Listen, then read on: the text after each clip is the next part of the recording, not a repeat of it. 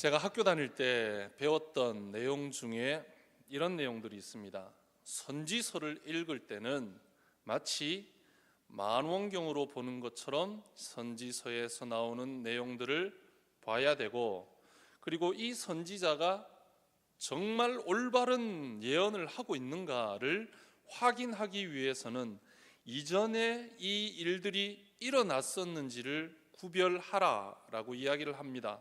대조해보고 그 대조가 맞다면 이 말씀이 하나님께서 우리에게 주시는 말씀입니다라고 인정받게 되는 게 바로 이 선지서들의 주된 내용입니다. 잘 아시는 것처럼 이 선지서는 앞으로 일어날 일들에 대한 이야기들을 주로 많이 담고 있습니다. 그 중에 우리가 잘 아는 것처럼 이 이사야서, 그리 예레미야서, 이런 선지서들을 대선지서다라고 이야기를 하고 있습니다. 사람들이 간혹 오해를 해요. 대선지서라고 이야기를 하면은 선지자 이사야가 아주 훌륭한 당대의 최고의 선지자다라고 생각하는 분들이 많이 계십니다. 하지만 이 대선지서의 의미는 이 선지자가 아주 유능하고 위대하고 능력을 발하고 기적을 일으키는 그런 선지자가 아니라 책 내용이 두껍다는 겁니다. 책 내용이 많다는 거예요. 그래서 대선지서, 소선지서라고 해서 이 선지자들은 뭐 말씀 제대로 못 전하고 요즘으로 말하면 뭐 시골 교회, 조그만한 교회에 있는 목사님들 뭐 그런 정도로 생각하시는데 그게 아니고, 이 선지자들이 하고 있는 이야기들은 공통된 이야기들을 하고 있습니다. 앞으로 일어날 일들, 그리고 현재의 우리가 처해 있는 상황들에 대해서 과거에 있었던 일들을 비교하고 현재의 상황을 비교해서 앞을 내다보는, 그래서 마치 이런 겁니다. 그런 경험들을 해보신 적이 있을지 모르겠습니다. 태평양 적도 한가운데 가게 되면은 여러 가지 섬들이 있습니다. 그쪽으로 휴양지가 있어요. 그쪽에 한 번씩 가보신 분들이 있을지 모르겠습니다만은 거기에 투어를 하게 됩니다. 물고기를 보는 그런 장면 투어를 하게 되는데, 보트를 타고 바다 깊숙이 나갑니다. 그리고 거기에서 수경을 쓰고 구명조끼를 입고 그리고 물속을 들여다보게 해줍니다. 마치 그 태평양의 물속은 고기들이 엄청나게 많아요. 왜냐하면 그 사람들이 고기를 보여주기 위해서 거기다 엄청난 미끼를 뿌립니다. 그래서 거기에 고기들이 엄청나게 몰려들어요. 그걸 이렇게 위에서 보고 있으면 마치 내가 손을 뻗어서 그 물고기를 잡을 수 있을 만큼 물이 굉장히 얕아 보입니다. 그런데 이 물고기들은 각 수압층에 따라서 나눠져서 이렇게 물고기들이 그 물속에 헤엄치고 오는 것을 볼 수 있어요.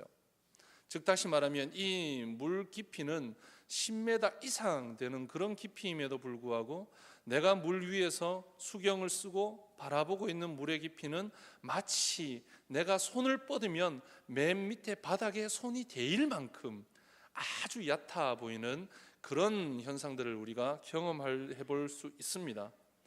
오늘 이야기에 나오는 이런 선지자들의 이야기들도 마치 이런 것과 동일합니다.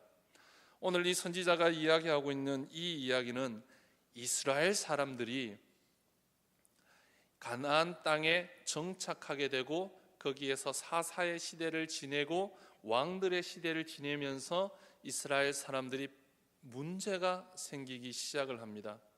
오늘 이 문제는 거의 문제의 정점에 도달해 있습니다. 정점에 도달했다라고 하는 것은 가장 강력한 위기가 이 이스라엘에게 다가오고 있다라는 겁니다. 이미 북쪽 이스라엘은 패망해버렸고 남쪽 유다도 이제 간당간당합니다. 곧 바벨론에서 공격하고 그 공격에 의해서 무너지기 직전에 있는 이 이스라엘 사람들이에요. 마치 이런 겁니다. 우리나라가 6.25 전쟁이 일어나서 북한이 쳐들어왔을 때 우리나라의 낙동강 전선 이 한 군데만 놔두고 모두 다 점령당했던 것처럼 이제 이 대구만 넘어가게 되면은, 부산만 넘어가게 되면은 자유 대한민국이라고 하는 나라는 사라지게 되는 그런 풍전등화와 같은 그 시대가 바로 오늘 말씀 가운데 있는 이 시대라고 보시면 될 것 같습니다. 이 어려운 시대에 이 이사야만 선지자 노릇을 하였을까요? 아니었습니다. 수많은 선지자들이 이스라엘 사람들에게 이야기를 해주고 있습니다. 예언을 하고 있습니다. 사람들은 이 예언에 귀를 기울입니다. 마치 나라가 어려워지고 내 상황이 안 좋아지게 되면은 하나님을 잘 믿던 사람들도 어디를 가요? 점집에 가죠. 점 보러 갑니다. 답답하니까, 도저히 해결이 안 되니까 점집에 가가지고 남쪽 방향으로 가시면 됩니다. 남쪽 방향에 있는 땅을 사십시오. 집을 사십시오. 거기에다가 몇 메타 가서 그 나무 아래에 뭘 묻어 놓으십시오. 뭐 이런 주문들에 그냥 혹 해가지고 난리가 납니다. 온 집안에 있는 재산들 다 끌어모아서 거기 점집에 갖다 주고 거기서 부족 하나 가지고 와서 그 나무 밑에 갖다 심습니다. 문제가 해결될까요? 해결되지 않습니다. 왜 그렇습니까? 하나님께서 지금 역사하고 계시는 상황 가운데 있기 때문에 이런 일들은 해결될 수가 없습니다. 그럼에도 불구하고 시대가 너무나도 급박하고 내 목숨이 경각에 달려 있다 보니까 사람들이 여러 가지 예언들에 혹해지기 시작합니다. 이런 예언들입니다. 결코 예루살렘은 무너지지 않는다. 하나님의 성전은 무슨 일이 있어도 무너지지 않는다. 옛날 봐봐라, 히스기야 왕 때 그들이 죽지 않았느냐, 이런 이야기들입니다. 하지만 이 이사야의 이야기는 달랐습니다. 망할 것이다, 죽게 될 것이다, 패망하게 될 것이다. 사람들이 좋아할까요? 좋아하지 않습니다. 그래서 예레미야를 우리가 눈물의 선지자라고 이야기할 수밖에 없었던 것은, 예레미야가 이야기하고자 하는 것은 무엇이었습니까? 항복하라는 것입니다. 바벨론에 항복하고 목숨을 부지하라는 것입니다. 그러나 그 시대 사람들은 아니다, 예루살렘은 결코 무너지지 않는다, 성전은 무너지지 않는다라고 하는 것이 그 시대 사람들의 외침이었습니다. 오늘날 우리에게도 똑같은 외침이 있습니다. 세상 사는 모든 사람들에게 이런 광고가 주어집니다. 하나님은 이 자리에 계시지 않습니다. 하나님은 여기에 계시지 않기 때문에 자, 이제부터 여러분들의 인생을 즐기십시오. 하나님은 계시지 않습니다. 요즘 세계적으로 나오는 광고의 문구입니다. 하나님이 계시지 않는다라는 것입니다. 여기에서 하나님이 계시지 않는다라고 하는 것은요, 첫 번째, 하나님이 죽었다라는 겁니다. 마치 로마 신화에 나오는 그 수많은 신들이 죽은 것처럼 하나님도 죽었다라고 이야기를 하고 있는 것입니다. 두 번째는, 하나님께서 창조하신 모든 것들은 하나님이 창조하시고 난 뒤에 하나님께서 모든 것을 그 자연 순리대로 살 수 있도록 내버려 두시고 하나님께서는 구경만 하신다라는 것입니다. 이것도 하나님이 이 세상에 없다라는 것입니다. 세 번째, 하나님이 없다라고 이야기하는 것은 하나님께서는 이 땅을 지어 놓으시고 지금 다른 곳에 가 계신다라고 이야기하는 것입니다. 하나님이 나를 모른다라는 것이죠. 나의 존재도 모르고 이 지구의 존재도 모른다라는 것입니다. 이것이 칸트라고 하는 철학자가 이야기했던 신은 죽었다라고 하는 대목입니다. 이스라엘 사람들에게 이러한 관념들이 하나씩 둘씩 심어지기 시작합니다. 오늘날 세계 사람들, 오늘날 우리에게도 광고에서의 문구처럼 신은 죽었다, 당신들의 인생을 즐기십시오라고 이야기하고 있는 것처럼 오늘 사탄들은 우리에게 이렇게 이야기하고 있습니다. 이스라엘도 마찬가지로 이러한 유혹들 가운데 이스라엘이 지금 서 있습니다. 이스라엘은 나라가 흔들리고 외세의 침략과 우상 숭배로 인해서 이들은 더 이상 생명을 부지할 수 없는 이러한 상황 가운데 있게 된 것입니다. 예수님께서는 누가복음 9장 37절 이하에 나오는 말씀들을 보게 되면은 그 말씀 속에 어떤 이야기가 나오냐면, 패역한 세대여라고 주님께서 그 제자들에게 이야기하고 있는 것을 볼 수 있습니다. 이때 예수님께서는 산으로 기도하러 올라가셨어요. 그런데 많은 제자들 앞에 귀신 들린 어떤 아버지가 이 아이를 데리고 옵니다. 야고보와 그 제자들은 아무리 귀신을 내쫓으려고 해도 귀신이 나가질 않아요. 예수님의 이름으로 해도 안 나가고 자기의 이름으로 해도 안 나가고 예수님이 했던 방식 그대로 했는데도 안 나가는 겁니다. 너무나도 답답한 나머지 기도하고 있는 예수님을 찾아서 이 제자들이 이 귀신 들린 아이를 데리고 가요. 그리고 예수님께 이야기합니다. 이 귀신 좀 내쫓아 주십시오. 그 아버지는 한술 더 뜹니다. 당신들의 제자는 못하더이다. 예수님께서 이들을 향하여, 이 제자들을 향해서 이야기를 하고 계시는데, 이 패역한 세대여라고 이야기를 하고 계십니다. 이 제자들이 잘못하고 있는 부분들인데 예수님께서는 그 세대 전체를 향해서 이 메시지를 전달하고 있는 것입니다. 패역한 세대는 과연 무엇일까요? 패역한 세대는 하나님을 알지 못하는 세대, 즉 다시 말하면, 쉽게 이야기하면 이겁니다. 부모가 자녀를 사랑하지 않는 세대, 자녀가 부모를 공경하지 않는 세대. 이걸 신앙적으로 더 확대했을 때는 하나님의 자녀들이 하나님을 모른다고 이야기하는 세대, 그리고 하나님이 그 자녀들에게 심판의 이야기를 하고 있는 이 세대를 이야기하고 있는 것입니다. 오늘날 우리의 세대가 바로 이 패역한 세대와 동일하고, 오늘 말씀에 나오는 이 이스라엘이 바로 패역한 세대와 동일하다라는 것입니다. 하나님께서는 이 이스라엘을 향하여 심판을 이야기하고 계십니다. 내가 바벨론으로 너희들을 팔아버릴 것이다. 너희들이 거기서 종로로 타게 될 것이고 거기에서 이를 갈고 울부짖음이 있을 것이다.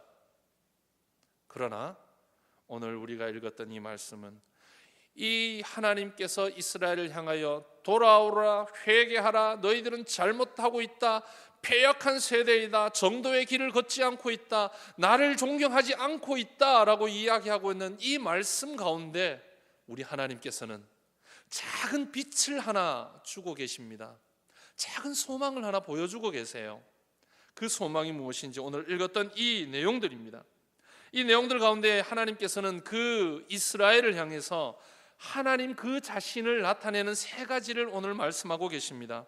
14절에 나오는 말씀입니다. 너희의 구속자요, 이스라엘의 거룩한 이 여호와가 말하노라. 너희의 구속자. 구속자는 어떤 의미입니까? 구속자라고 하는 것은 속량하다라는 것입니다. 속량하다, 되사다, 다시 샀다라는 것입니다. 구속하다라고 하는 이 의미를 가진 가알이라고 하는 이 동사는 내 친족의 어려움을 내가 감당한다라는 것입니다. 내 가족들의 어려움을 내가 감당해 주겠다라는 것입니다.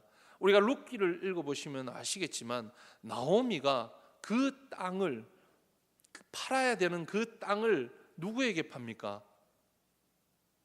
보아스에게 팔아요. 맞을걸요?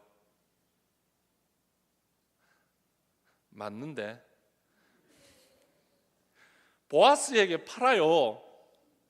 나중에 읽어보세요.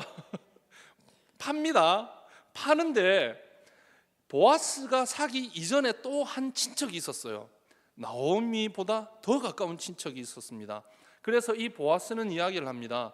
이 기업을 물을 자가 나보다 더 가까운 친척이 있다. 그에게 기업을 물게 하고 이 나오미와 그의 가족들을 책임지라. 이 이야기를 합니다. 그렇죠? 그렇습니다. 그때 이 가까운 친족이 나는 못하겠노라 그러고 신발을 벗어 던져요. 아무 때나 신발 벗어 던지면 큰일 납니다. 신발을 딱 벗어 던져요. 그러니까 이 보아스에게 그 다음 순서가 온 거예요. 이게 바로 속량하다, 가알, 이 의미를 보아스가 이 나오미의 기업을 물을 때, 책임져 줄 때 쓴 단어가 바로 이 가알이라고 하는 단어입니다. 기업을 물 자라는 거죠. 구속한다라는 것입니다. 다시 산다라는 것입니다. 이방인들에게 이것을 팔아버리는 것이 아니라, 버리는 것이 아니라 가장 가까운 친척이 그것을 가져간다라는 것입니다. 이게 구속이에요. 그렇다면 우리의 죄, 우리의 죄값을 누가 사야 되겠습니까? 하나님 말고는 없잖아요. 믿으십니까? 우리의 죄를 감당하고 우리를 속량해주고 우리를 구속하실 분이 한 분밖에 안 계세요. 이 죄를 가장 좋아하는 존재가 뭐예요? 사탄이에요. 사탄에게 이걸 판다라고 하는 것은 우리의 영혼과 우리의 육신이 지옥불에 들어간다라는 의미입니다. 그런 우리의 값을 누가? 하나님께서 속량해 주시는, 오늘 이야기하는 이스라엘의 이 모든 죄들을 속량해 주실 수 있는 이스라엘의 하나님께서, 거룩한 이가 말씀하고 계신다라는 것입니다. 이 하나님께서 말씀하고 계시는 거예요. 이 거룩한 구별되다라고 이야기하고 있는 카도시라고 하는 의미는, 구별되는데 얼마만큼 구별되어야 되는가? 하나님의 전에 들어갈 수 있는 사람과 들어가지 못하는 사람에 대한 구분을 이야기하고 있는 겁니다. 즉 다시 말하면 우리의 예배의 자리에 올 수 있는 사람과 오지 못하는 사람입니다. 분명한 구분을 이야기하고 있습니다. 양과 염소로 구분한다라고 예수님께서 말씀하셨던 것처럼, 양과 염소를 구분할 때 우리가 어디 가서 양하고 염소하고 구분할 때 헷갈리는 분들 계십니까? 절대로 헷갈리지 않습니다. 거룩하신 하나님과 더러운 사탄과 우리는 정확하게 구분할 수 있는 영의 눈을 가지고 있어야 한다라는 것입니다. 이 하나님께서 오늘 우리에게 말씀하고 계십니다. 또 한 가지 나옵니다. 15절에 나는 여호와 너희의 거룩한 이요 이스라엘의 창조자요, 이스라엘의 창조자요 너희의 왕이라. 하나님은 그렇게 자기 자신을 이스라엘에게 다시 한 번 더 표현하고 계십니다. 거룩하고 너희를, 이스라엘을 창조하고 이스라엘의 왕이 되신 이 하나님을 이야기하고 있는 것입니다. 창조하다라고 하는 이 칼 동사라고 하는 가장 기본적인 동사예요. 히브리어에서, 우리나라에서 제일 기본적으로 나는 창수다라고 이야기하는 것처럼 가장 기본적인 그는 여호와다라고 하는 이 칼 동사에서 나오는 이 창조주에 대한 이야기는요, 오직 하나님께만 쓰여져요. 이 하나님께만 쓰여지는데, 하나님께만 쓰여지는 이 창조에 대한 의미는 하나님께서 없는 것에서 있는 것을 만들어내신 분. 또 한 가지 의미는 이스라엘을 위해서 창조하셨다라고 이야기하고 계세요. 선택된 백성들을 위해서 그들을 창조하시고 선택하시고 구원하신 하나님께서 그들의 왕이다라는 것을 다시 한 번 더 강조하고 있는 부분입니다. 왜 하나님께서 이렇게 세 번씩 이스라엘을 향해서 말씀하고 계시고 말씀하고 계시고 또 말씀하고 계시는가? 그들에게 빨리 돌아오라는 하나님의 간절함 때문이에요. 이 급박한 상황 가운데 엉뚱한 데 바라보고 있는 패역한 세대가 되는 것이 아니라 하나님을 바라보고 있는 올바른 세대가 되어 달라라는 것입니다. 이 어두운 세상에서도 하나님께서는 늘 희망을 가지고 소망을 가지고 이야기하고 계시는 하나님을 바라볼 수 있습니다. 16절 말씀입니다. 나 여호와가 이같이 말하노라. 바다 가운데 길을, 큰 물 가운데 지름길을 내고 병거와 말과 군대의 용사들을 이끌어내어 그들을 일시에 엎드러져 일어나지 못하고 소멸하기까지 꺼져가는 등불 같게 하였느니라. 이 하나님이 말씀하고 계십니다. 이 하나님이 심판만 이야기하고 계시는가? 아니에요. 하박국을 한번 읽어보시기 바랍니다. 거기에 하나님께서는 심판에 대한 이야기를 분명히 하고 계시지만 항상 그 끝에 하나님께서 말씀하고 계시는 은혜의 말씀, 축복의 말씀, 회복의 말씀이 거기에 있습니다. 물이 바다 덮음같이 여호와의 영광을 인정하는 것이 세상에 가득하게 될 때 곧 모든 주의 사람들이 일어나며 주의 부흥이 일어나게 될 때 하박국은 주여 이 일이 수년 내에 우리에게 일어나게 하옵소서라고 말씀하고 있습니다. 이 일이 일어나기를 원합니다. 물이 바다 덮음같이 주께서 말씀하시는 그 큰 부흥이 우리 상주 소문교회를 통해서 또 이 상주를 통해서 이 나라와 이 민족을 통해서 모든 민족들이 하나님 안에서 기뻐하며 그 소망을 가지게 되기를 주님의 이름으로 축복합니다. 이 부흥이 일어나게 될 때 우리는 아무것도 없다 할지라도, 하박국은 이야기하고 있습니다. 아무것도 없다 할지라도 내가 무엇 때문에? 여호와 때문에 내가 여호와로 말미암아 기뻐하며 내가 구원의 하나님으로 말미암아 소망을 갖겠다라고 이야기하고 있습니다. 오늘 우리의 현실은 이 소망과는 굉장히 동떨어져 있습니다. 우리 현실은 이러한 기쁨과 전혀 상관없는 것 같이 우리의 삶을 살고 있습니다. 그러나 하나님께서는 그럼에도 불구하고 그 택하신 백성에게 주시기 위한 이 기쁨과 소망을 우리에게 전하고 계시는 이 하나님이 오늘도 살아계셔서 이 축복을 우리에게 전해주시기를 소망하고 계십니다. 예수 그리스도 우리 하나님을 믿으시기를 축복합니다. 이 하나님께서는 너는 이제 이전의 일을 기억하지 말라, 옛날 일을 생각하지 말라. 이 하나님께서는 이스라엘 곧 지금 우리에게 하려고 하는 말씀은 이겁니다. 과거로 돌아가지 말라. 민수기서를 읽어보게 되면은 민수기서는 하나님의 백성들을 2번 계수하는 장면이 나옵니다. 나와요. 분명히 나옵니다. 첫 번째 이 이스라엘 사람들을 계수할 때 언제? 애굽에서 탈출했을 때 계수를 합니다.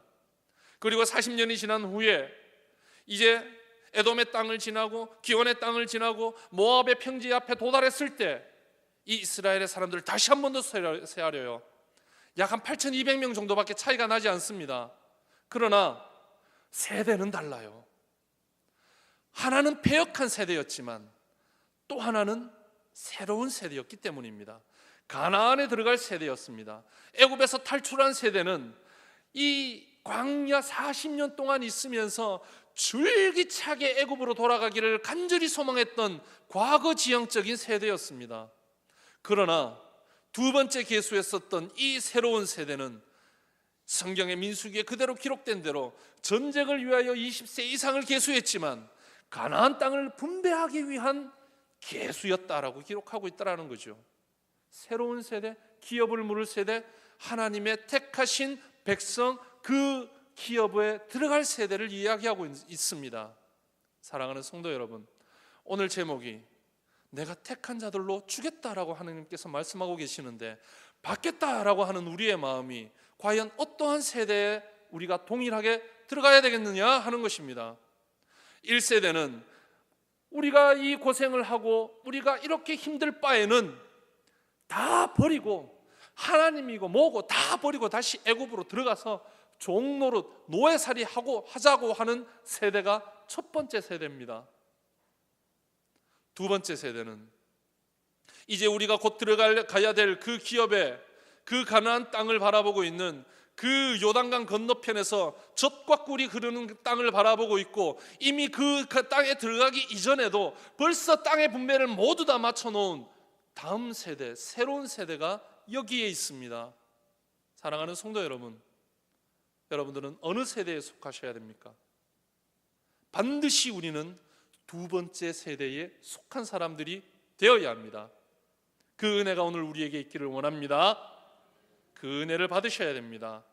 그래야지 하나님께서 오늘 말씀에서처럼 택한 자들에게 주시고자 하는 놀랍고 기적과도 같은 일들을 경험할 수 있게 됩니다. 9세대 좋습니다. 9세대라고 좋습니다. 나는 여기에 포함되고 싶다. 그러나 딱 2사람 같이 포함되셔야 됩니다. 누굴까요?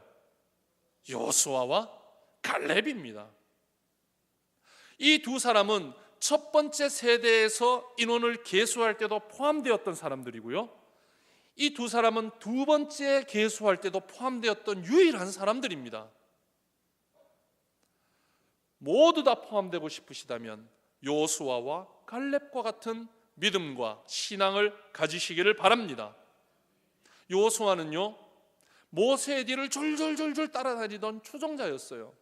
어느 정도 그의 믿음과 그의 신앙심이 깊었는가, 모세가 하나님의 전에서 떠나서 자기 장막에 들어갔음에도 불구하고 이 여호수아는 끝까지 하나님의 장막 앞에 머물렀던 사람이 이 여호수아예요. 갈렙의 믿음은 어땠습니까? 자, 이제 일어나자. 저 가나안 땅, 저건 우리의 밥이다. 우리가 들어가기만 하면 승리하게 될 것이다. 왜? 우리 앞에 하나님이 계시기 때문에. 이 믿음을 가진 사람이 갈렙이었습니다. 원하기는 여호수아와 갈렙과 같은 세대가 되시기를 축복합니다. 제2세대가 되시기를 축복합니다. 하나님의 기업을 물을 세대가 되시기를 축복합니다. 하나님께서는 오늘 이 다음 말씀에서처럼 이제 하나님께서는 과거에 있었던 일들을 다시 한 번 더 실행하시기를 소망하고 있습니다. 바다에 길을 내셨던 하나님께서 이제 광야에 길을 내시기를 소망하고 계십니다. 광야에서 물이 샘솟아나기를 소망하고 계십니다. 동물들이 존경했었던 것처럼 이 세상의 모든 것들이 존경할 만한 기적과도 같은 일들을 하나님께서 준비해 놓으셨고 그 일을 행하시는데 하나님께서는 그 일을 새 일이다 라고 이야기하고 계십니다. 이 하나님께서 새 일을 행하시는데 어떻게 일을 행하시는가? 그리고 우리는 어떻게 이 마음을 잡아야 될 것인가?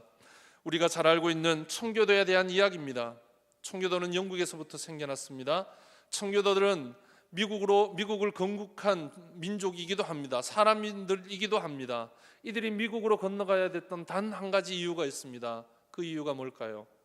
신앙을 지키기 위해서입니다. 다른 게 아니고 그들의 신앙을 지키기 위해서, 하나님께 우리 마음껏 예배하기 위해서, 마음껏 성경 읽고 마음껏 찬양하고 마음껏 기도하기 위해서 그들은 나라를 버렸어요. 땅을 버렸어요. 집을 버렸어요. 그 친척들을 모두 버렸어요. 그리고 고난의 길을 찾아서 한 번도 가보지 못했던 아메리카 땅으로 그들이 건너오게 된 겁니다. 성경에도 이와 똑같은 사람이 한 명 있습니다. 아브라함이 그랬습니다. 하나님께서 너를 갈대아 우르에 있던 아브라함에게 친척과 아비와 땅과 모든 것을 다 버리고 내가 너에게 지시한 땅으로 가라. 오늘 우리에게 동일한 말씀으로 이야기하고 계십니다. 하나님의 사람, 하나님의 백성이 되기 위해서, 하나님께 올바로 예배하기 위해서, 찬양과 기도하기 위해서 너희들이 가지고 있는 것 다 버리고 오직 하나님만을 바라보라. 믿음으로 행하시기를 축복합니다. 하나님이 하시려고 하시는 일들은 놀라운 일들입니다. 이 놀라운 일들을 기억하시게 되면 방금 아멘을 잘 하셨다라고 생각하실 것입니다. 하나님께서 하시고자 하는 일들은 이 백성을 하나님의 소유물, 하나님의 거룩한 제사장의 나라, 그리고 하나님께서 사랑하는, 찬양하는 그 사람들로 만드시기 위한 것이다 라고 오늘 21절에 기록하고 있습니다. 내가 이 백성들로 찬양하게 하겠다. 이게 하나님의 의도예요. 이거 하나 하기 위해서 하나님께서 이 새 일을 행하신다고 이야기하고 계십니다. 새로운 것을 한번 해보시겠다라는 것입니다. 그런데 우리는 어디로 가고 있습니까? 엉뚱한 데 가고 있는 거예요. 다시 애굽으로 돌아가려고 하는 우리의 모습들이 여기에 있는 것입니다. 하나님께서는 새로운 일, 새로운 것으로 하나님께서 모든 것을 준비해 놓고 계시고 그 백성들에게 주려고 하고 있는데 어라? 받으려고 하는 사람이 전혀 받을 의지가 없는 거예요. 받아야 되는데 오합지졸이라는 거죠. 말 그대로. 우리 옛날 속담에도 용감한 장군 밑에 치졸한 병사는 없다라고 이야기하고 있습니다.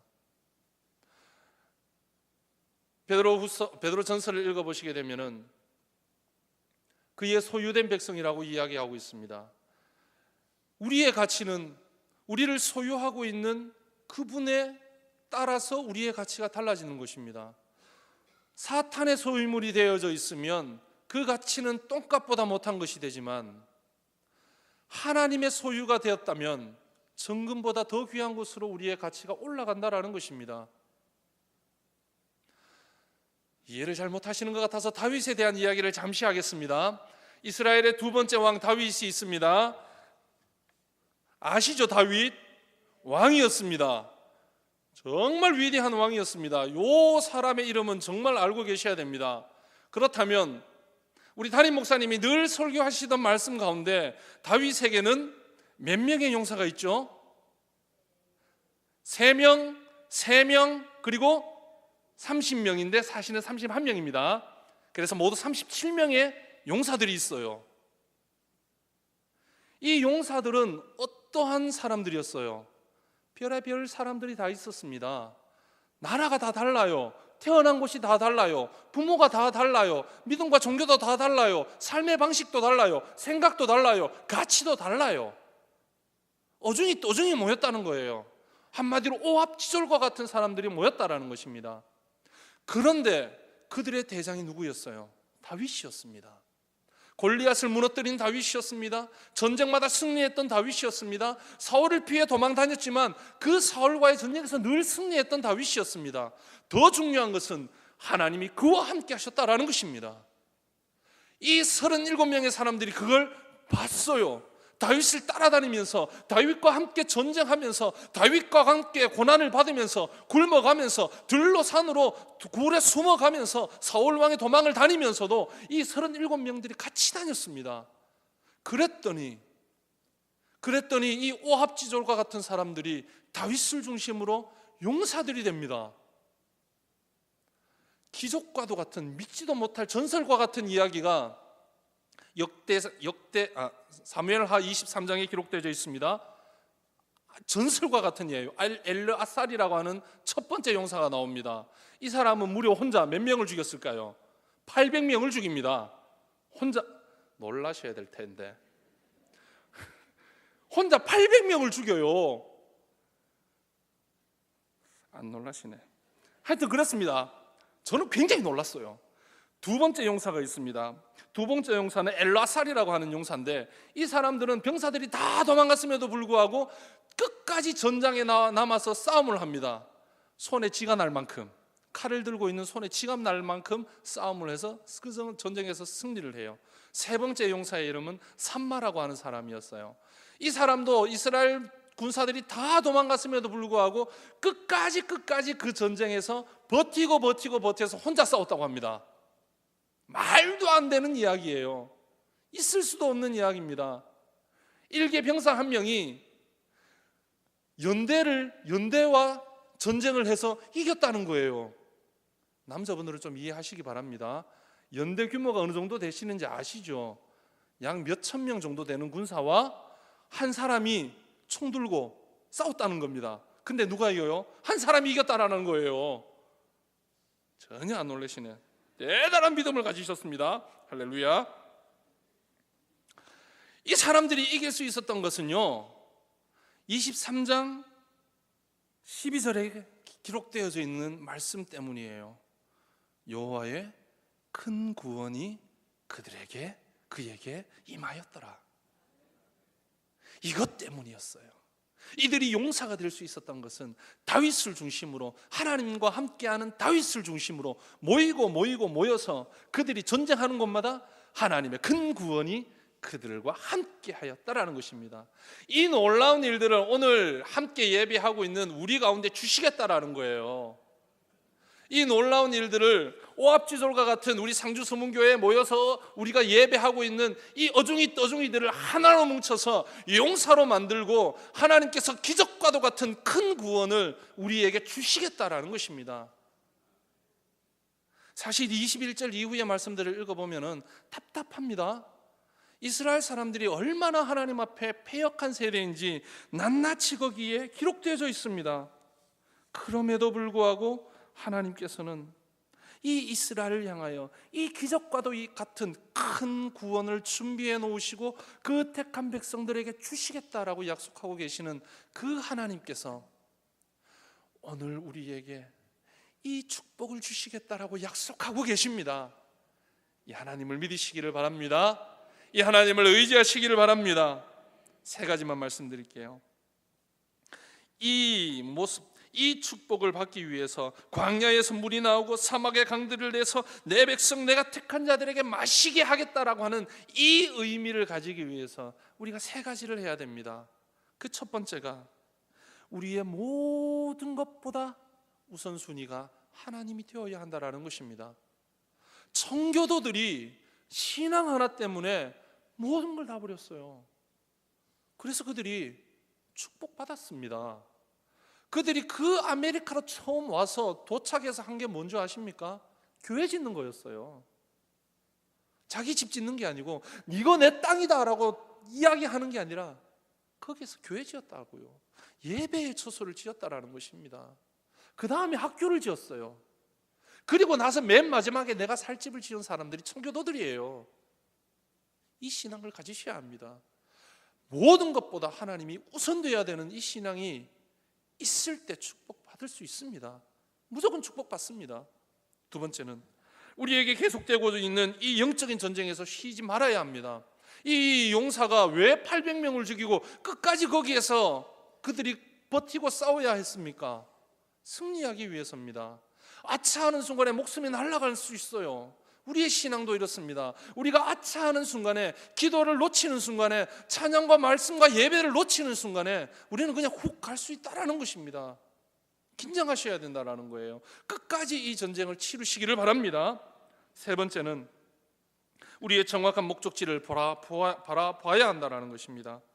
우리의 공동체가 예배로 모이고 예물을 드리고 반복적인 이런 종교 생활을 하는 것이 아니라 다음 세대, 민수기의 두 번째 계수된 이 세대가 되어야 한다는 것입니다. 이 세대가 가야 될 곳은 어디입니까? 애굽입니까? 가나안입니까? 가나안이에요. 우리의 정확한 목적지는 어디입니까? 하나님의 나라인 것입니다. 이 세 가지를 명심하고 또 명심하셔서 하나님께서 우리에게 주시고자 하는 이 축복을 받아 누리고, 우리가 뭔가 잘못되었을 때 바로바로 하나님 앞으로 돌아올 수 있는 그런 하나님의 사람들이 되어서 그 축복받는 기업들을 영원히 이어나가실 수 있는 그런 하나님의 사람들이 되시기를 주님의 이름으로 축복합니다.